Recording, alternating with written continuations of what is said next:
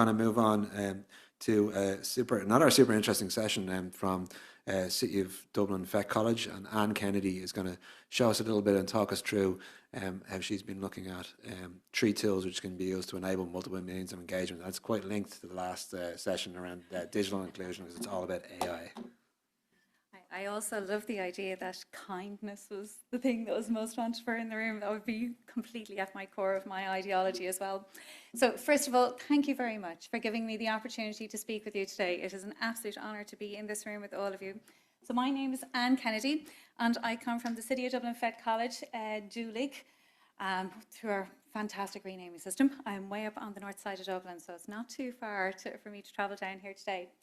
I teach in the engineering and IT departments, and I've been teaching for over 20 years. These two things are extremely important to understand because I have a very strong change appetite, and my students have a very strong change appetite too. And it means that I have both the experience and the freedom to try things out with them. So they are really good at engaging with me on all of these tools, and I have tried it out with all of them. I started my UDL journey back in 2022 when I did a UDL badge. And for all of you managers out there, encourage all of your staff to do the UDL badge. That one little change, it is revolutionary. And even if it doesn't quite work, which it didn't quite work for me, I learned, my students were really engaged, and we changed it the next year and we improved it each time. They were brilliant at it. Also, as a member of the City of Dublin ETB, I was given the opportunity to go and do my Masters in Diversity and Inclusion through Trinity College. And any other ETBs that have the opportunity to do that, I would highly recommend that too. Every year has a UD module in it. And again, it gives me the time, it gives me the space to professionally reflect on my UD practice, and that's key. That is key for myself to be able to bring it into my classroom, to have that professional environment for reflection. So I mostly prioritized multiple means of expression in my UDL, but what I'm going to do today is I'm going to do multiple means of engagement and representation. And so I'm going to look at 3 AI tools in particular. So challenges where AI can help in representation, in engagement. And these are the 3 tools I'm specifically going to look at. So Notebook LM, and that's a Google product. Nearpod, which I absolutely love, but has its challenges. And then generative AI, and how we can encourage and engage in generative AI. It's coming, guys. You can't ignore it. It's in your classroom, whether it's you or your students, it is there.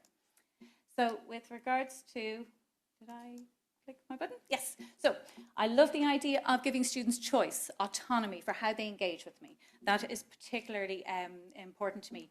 I love nurturing the idea of joy and play. My students are further ed students. They love the idea of coming in. We build robots, we build cars, we build computer systems. All of that is important. And sustaining their effort and persistence. So, and I remember you were talking to us earlier in one of the modules on, there was 7 hours of lectures she was doing. I have 3-hour classes, guys. Trying to sustain them for 3 hours, it is a nice challenge that I am paid to do and get the privilege of doing every year. The other thing I do particularly want to make sure is I support multiple ways to perceive that information, not just text and me talking. So how I use it, Notebook LM.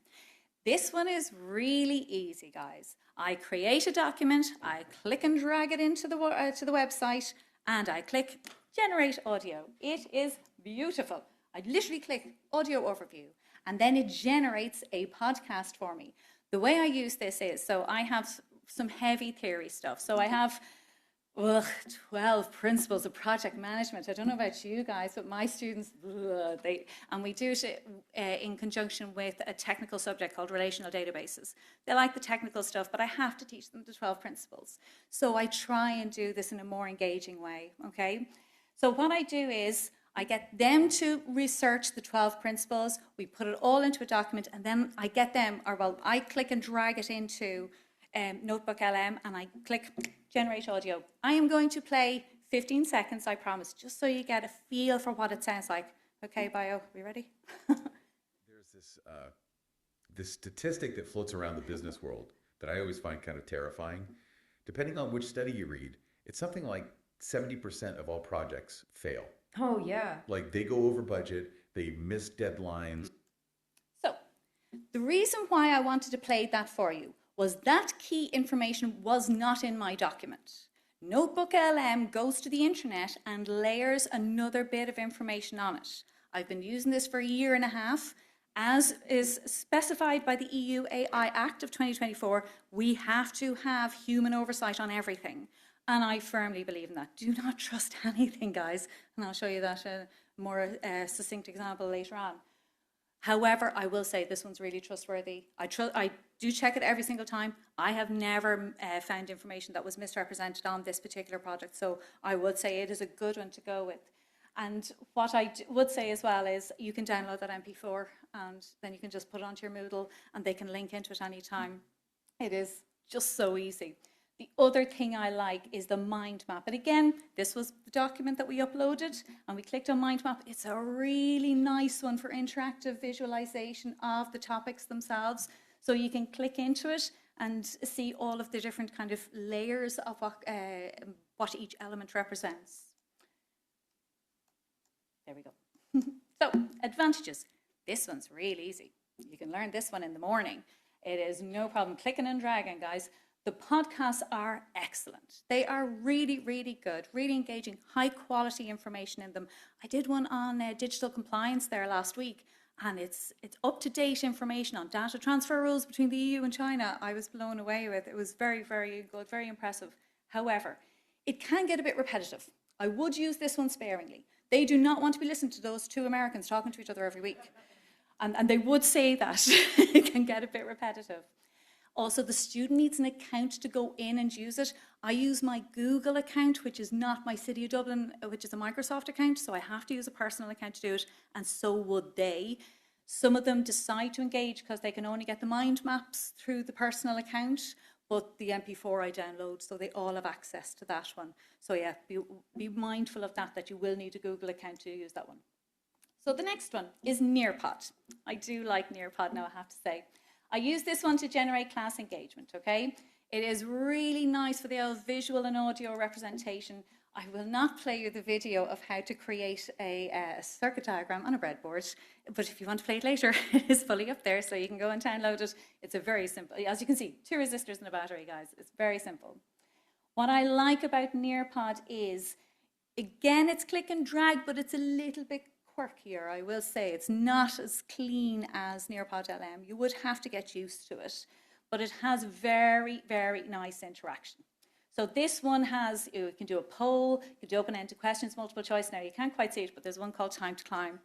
Now I would use this, and it is a little bit childish, but they've great fun. I use this at the beginning of the year. Sometimes I use it at the beginning of a class, especially if we're heading into, let's say, a 3-hour lab. We'd start off with that. Remember what we did last week? And then you have Time to Climb, and they're all competing with each other.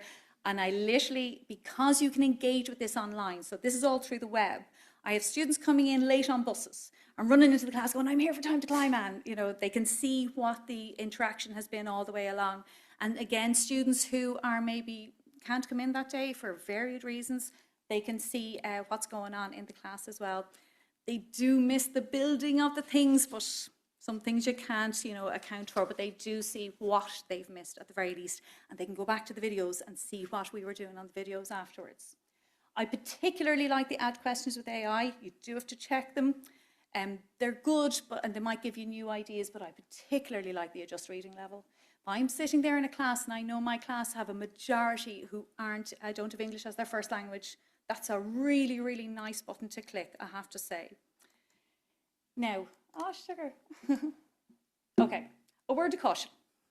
Nearpod thinks it's great, right? And it is. The adjust reading level is brilliant. However, I asked Nearpod, create a class that shows me how to read capacitor values. For context, capacitors are the picture at the top, right? Nearpod, while the text was good, it only really dealt with the easy ones, which is that big blue one. Those little brown ones at the end, they're tricky to read, and it didn't even attempt it.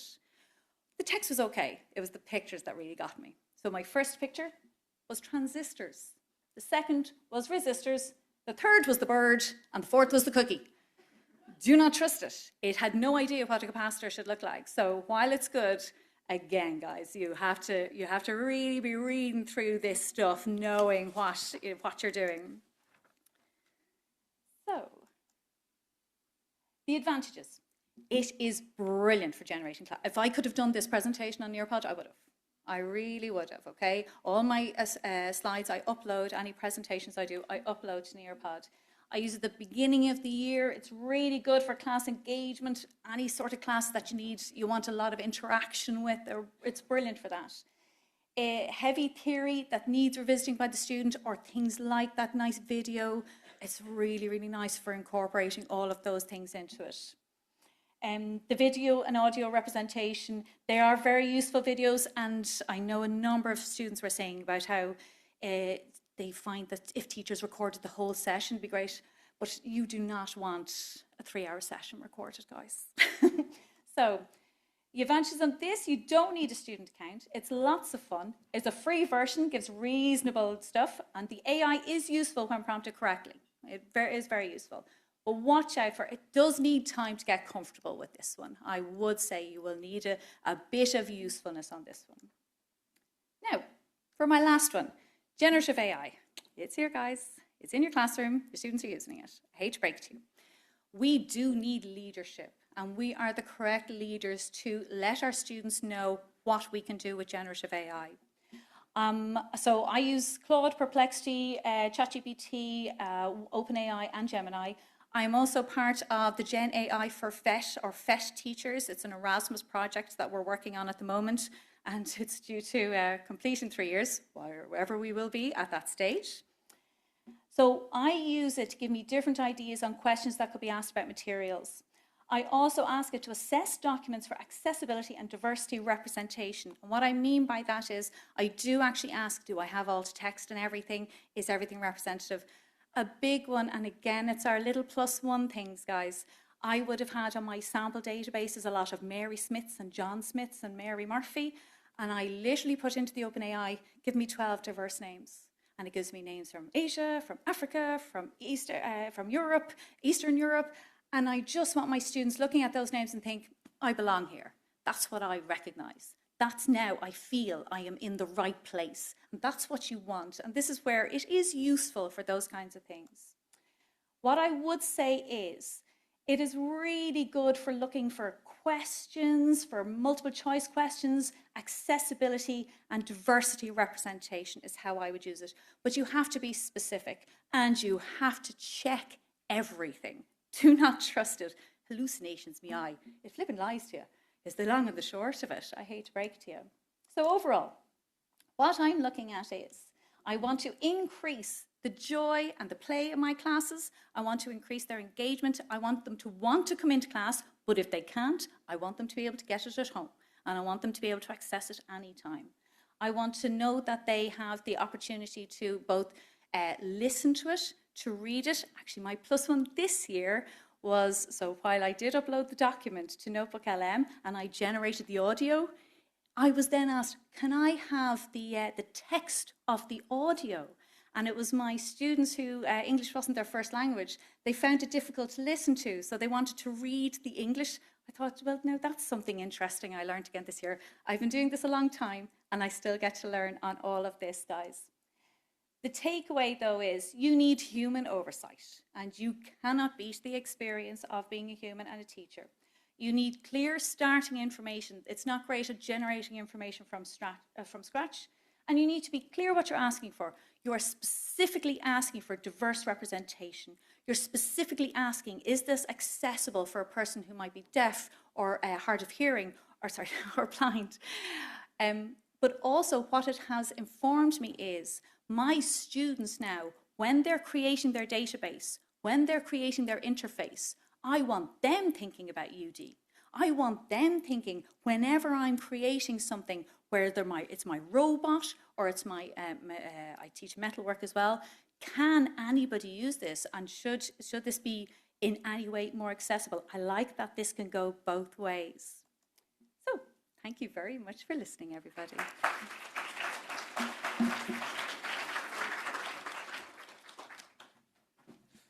Thank you so much, Anne. That was super interesting and a really great practical.